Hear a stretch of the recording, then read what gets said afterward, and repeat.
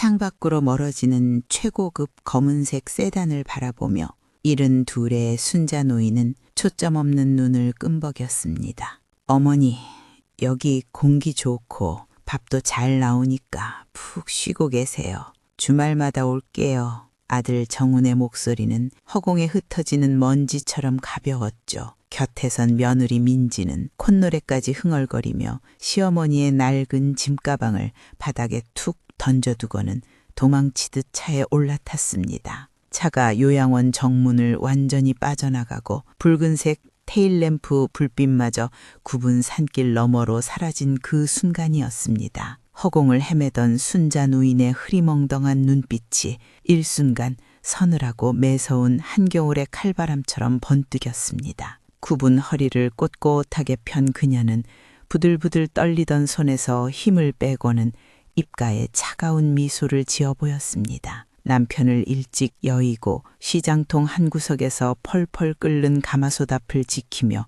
억척스럽게 모은 돈이었습니다. 그 피땀 어린 돈으로 강남 한복판에 일구어는 5층짜리 꼬마 빌딩. 그런데 며느리는 그 건물을 통째로 삼키기 위해 시어머니의 국에 몰래 신경안정제를 타먹이며 그녀를 중증 치매 환자로 몰아갔던 겁니다. 아들놈은 아내의 치마폭에 쌓여 제 어미가 미쳐가는 걸 방관했고요. 순자 노인은 품속 깊은 곳에서 며느리가 빼앗아간 최신형 스마트폰 대신 아무도 모르게 숨겨둔 구형 스마트폰을 꺼내들었습니다. 액정 위로 파란 불빛이 노인의 주름진 얼굴을 비췄죠. 화면에는 대형 로펌 변호사가 보낸 메시지 하나가 또렷하게 꺼 있었습니다. 회장님, 함정은 완벽하게 세팅되었습니다. 며느님이 건물을 매각하는 즉시 모든 덫이 작동합니다. 그래, 내 피 같은 돈으로 어디 한번 잘 살아봐라. 지옥문이 열리는 줄도 모르고 말이지. 순자 노인은 창문에 맺힌 빗방울을 쓸어내리며 낮게 중얼거렸습니다. 그때까지만 해도 요양원을 빠져나가며 승리의 축배를 들던 며느리는 꿈에도 몰랐습니다. 자신들이 어머니를 버린 이 가혹한 선택이 불과 1년 뒤 어떤 끔찍하고 파멸적인 결과를 불러올지를 말입니다. 순자 노인의 초점 잃은 시선은 40년 전 매캐한 연기와 비린내가 진동하던 종로의 낡은 국밥집 골목으로 흘러갔습니다. 남편이 빚쟁이들에게 쫓기다 허망하게 세상을 떠난 뒤 그녀의 거칠어진 손톱 밑은 단 하루도 붉은 김칫물이 빠질 날이 없었죠. 오직 핏덩이 같은 아들 정훈이 하나만을 바라보며 뼈가 시리도록 추운 겨울 새벽에도 펄펄 끓는 가마솥 앞을 지켰습니다. 그렇게 자신의 젊음도 여자로서의 다정한 삶도 그 뜨거운 불길 속에 모두 태워버렸습니다. 손발이 퉁퉁 부르트고 지문이 다 닳아 없어지도록 억척스럽게 모은 돈이었습니다. 그 피땀 어린 돈으로 아들을 번득한 명문대에 보내고 마침내 강남 대로변에 5층짜리 작은 빌딩까지 올렸을 때만 해도 순자는 세상을 다 가진 줄로만 알았습니다. 하지만 거칠에만 번지르르한 며느리 민지가 이 집에 들어온 순간부터 그토록 따뜻했던 집안의 공기는 서서히 얼음장처럼 차갑게 식어갔습니다.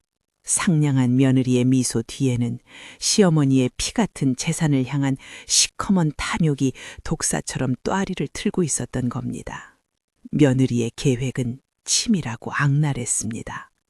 어느 날부터인가 순자가 매일 아침 마시는 구수한 된장국에는 며느리가 밤마다 몰래 빻아넣은 독한 신경안정제가 섞여 들어가고 있었습니다.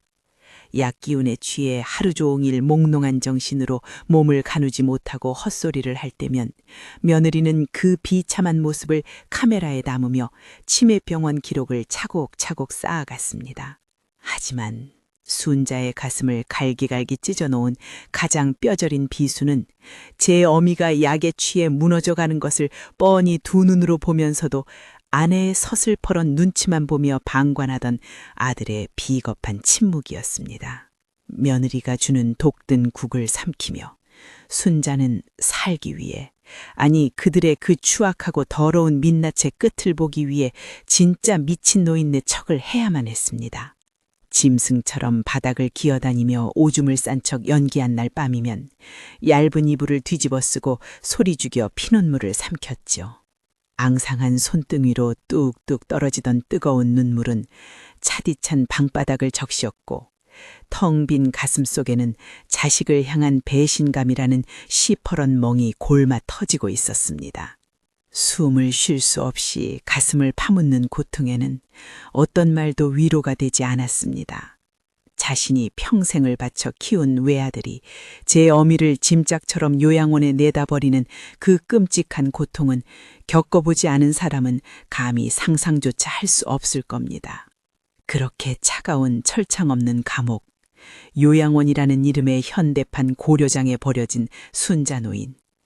며느리는 이제 눈에 가시 같던 늙은이가 사라졌고 모든 법적 장애물이 치워졌다며 시어머니의 낡은 장롱에서 훔쳐낸 인감도장을 품에 안고 강남의 빌딩으로 향하고 있었습니다.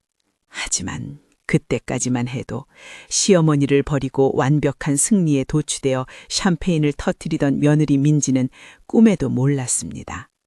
자신들이 의기양양하게 훔쳐간 그 붉은 인감도장이 자신들의 숨통을 서서히 조여올 지옥행 티켓의 서막이라는 사실을 말입니다. 요양원의 차가운 철창 안에서 순자 노인이 뼈를 깎는 인고의 1년을 보내는 동안 며느리 민지는 시어머니의 피땀 어린 돈으로 매일 밤 샴페인을 터뜨렸습니다. 강남 최고급 펜트하우스에서 외제차를 굴리며 마치 세상을 다 가진 여왕처럼 군림했죠. 유약한 아들 정우는 아내의 사치스러운 눈요깃거리로 전락한 지 오래였습니다. 그리고 마침내 며느리는 그 5층짜리 꼬마 빌딩을 시세보다 30억이나 싼 헐값에 급처분하고 해외로 야반도주할 완벽한 계획을 세웠습니다. 하지만 그녀는 상상조차 못했죠. 그 탐욕스러운 질주 끝에 무엇이 입을 벌리고 기다리고 있는지를요. 드디어 약속의 D-Day. 2026년 최첨단 스마트 시스템이 갖춰진 강남의 VIP 부동산 거래소 안은 팽팽한 긴장감으로 가득 찼습니다. 숨 막히도록 고요한 방 안, 최고급 가죽 소파에 거만하게 다리를 꼬고 앉은 민지는 떨리는 손을 감추며 전자계약서 모니터에 눈을 번뜩였습니다. 드디어 끝이야. 이 도장 하나면 그 징글징글한 노인네와도 영원히 안녕이라고. 속으로 쾌재를 부르며 그녀는 시어머니의 인감 정보를 2026년형 블록체인 단말기에 자신 있게 스캔했습니다. 삐빅, 인증이 완료되었습니다. 경쾌한 기계음과 함께 수백억의 돈이 그녀의 해외 계좌로 넘어가려던 찰나였습니다.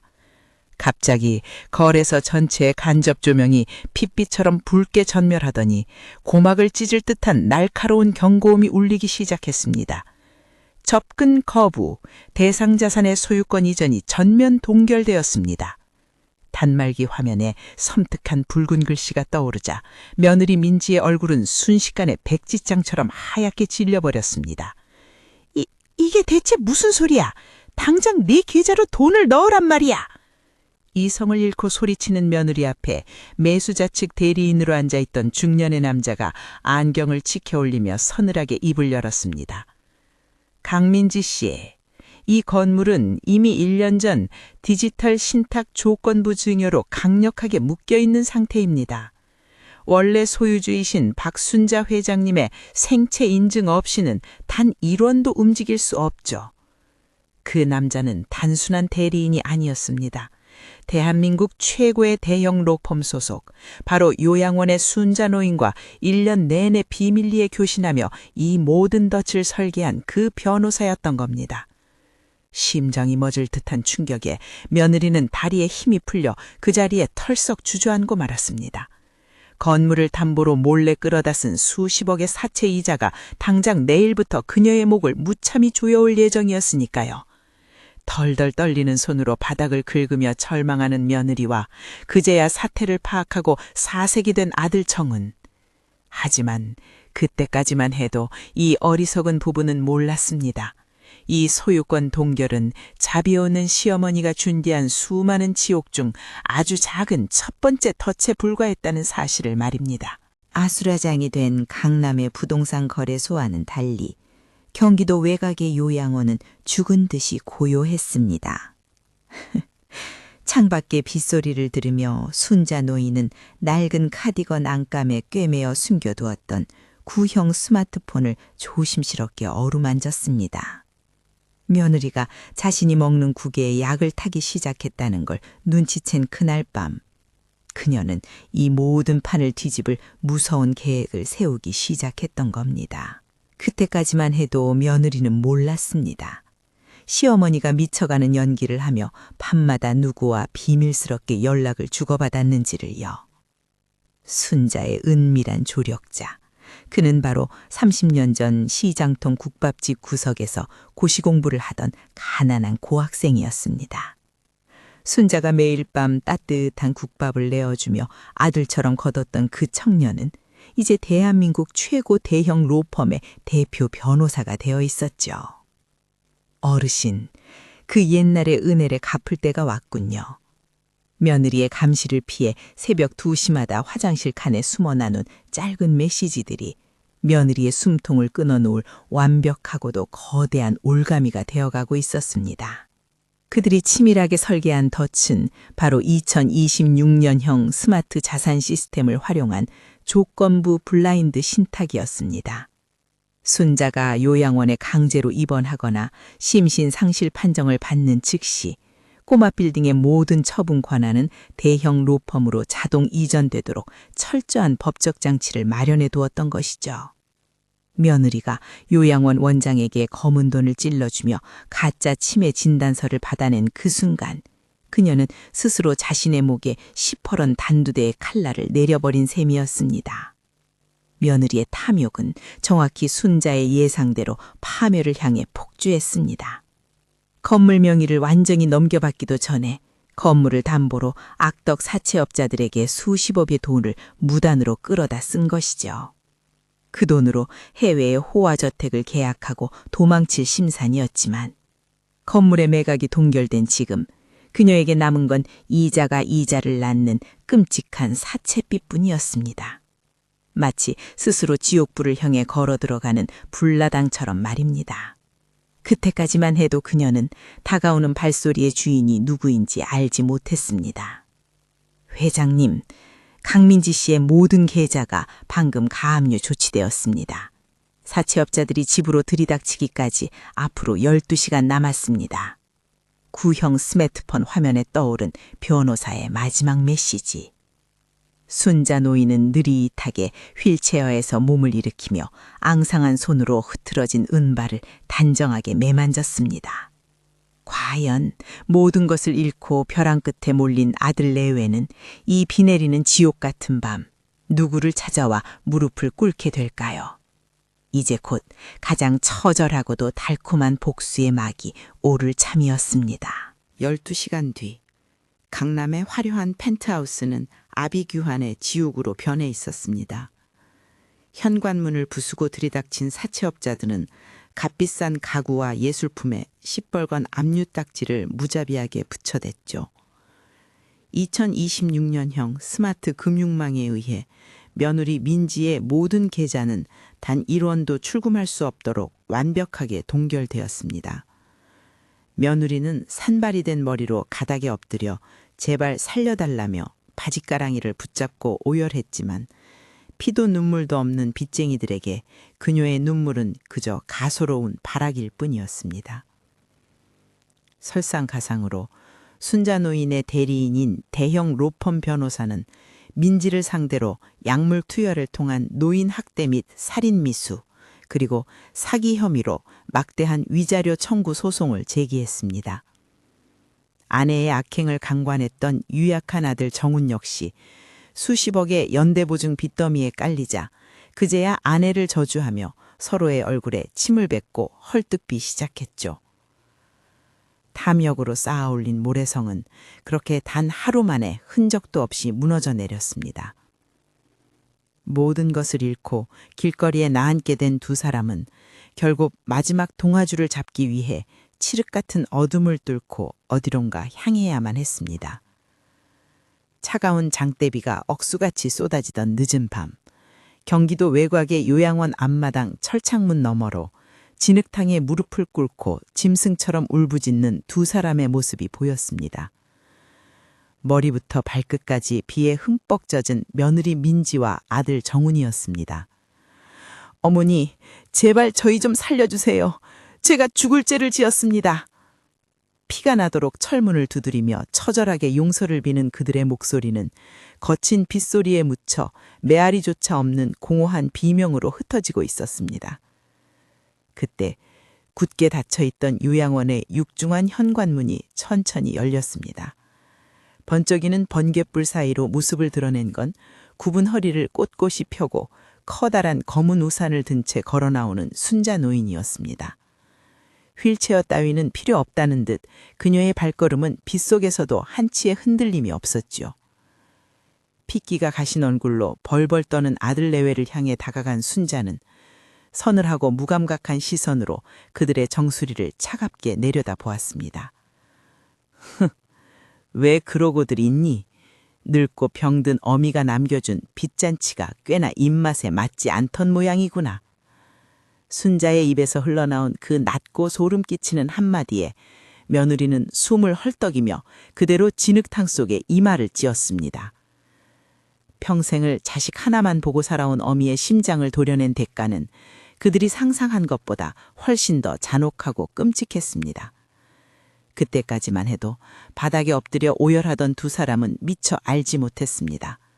순자가 내일 아침 이 요양원을 나서며 그들에게 던져줄 가장 충격적이고도 완벽한 마지막 선물이 무엇인지를 말입니다. 너희가 내게 먹인 양만큼 딱 그만큼의 지옥을 맛보거라. 순자는 진흙탕에 얼굴을 처박고 우열하는 아들과 며느리를 서늘하게 내려다보며 입을 열었습니다. 내 뼈를 갈아 지어 올린 건물은 이미 사회에 전액 환원하기로 법적 절차를 마쳤다. 너희가 끌어다 쓴 사채빚은 평생 그 더러운 탐욕의 대가로 갚아나가야 할 게야. 그 말과 함께 순자는 미련 없이 뒤를 돌아 철문을 굳게 닫아버렸습니다. 빗속에 남겨진 절망적인 울음소리만이 요양원 앞마당을 맴돌았죠. 다음 날 아침 밤새 내리던 폭우가 거짓말처럼 개고 눈부신 2026년의 아침 해가 떠올랐습니다. 요양원 정문 앞에는 최고급 자율주행 세단과 함께 대형 로펌의 대표 변호사가 깍듯하게 고개를 숙이고 서 있었죠. 육중한 문이 열리고 걸어 나온 사람은 낡은 카디건 대신 최고급 맞춤 정장을 우아하게 차려입은 순자 노인이었습니다. 휠체어에 몸을 구겨 넣었던 병든 노인은 온데간데 없고 강남바닥을 맨손으로 호령하던 꼿꼿한 여장부만이 그곳에 서 있었죠. 차에 오르기 전 순자는 자신이 1년이나 갇혀 지냈던 삭막한 요양원 건물을 가만히 뒤돌아보았습니다. 아들에 대한 맹목적인 사랑과 헌신으로 멍들었던 70년의 세월이 한 줄기 뜨거운 눈물이 되어 주름진 뺨을 타고 흘러내렸습니다. 하지만 그녀는 곧바로 하얀 손수건을 꺼내 그 눈물을 단호하게 닦아냈습니다. 이제 남은 인생은 며느리의 눈치도 아들의 그림자도 아닌 오롯이 박순자 자신만을 위해 살아가겠다고 굳게 다짐하면서 말입니다.